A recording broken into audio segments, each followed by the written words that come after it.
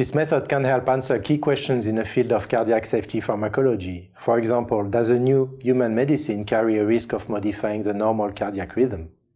The main advantage of this technique is that it can evaluate large numbers of compounds rapidly and at a moderate cost.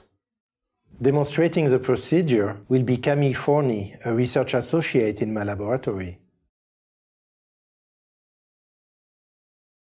To prepare for the measurement of the contractions of Syncytia of human-induced pluripotent stem cell-derived cardiomyocytes, or high-IPSC-CMs, start by placing cryotubes containing frozen cells in a 37 degrees Celsius water bath for 2 minutes.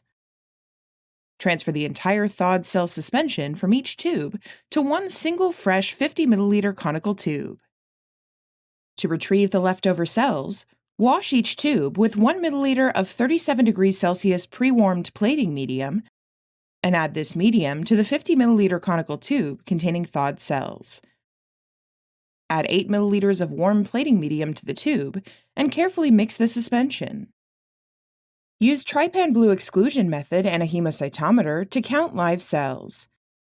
By adding warm plating medium, adjust the concentration to 50,000 cells per milliliter. To distribute the cells into 2 new 384 well cell culture plates, add 25 microliters to each well, which will yield about 12,500 cells per well.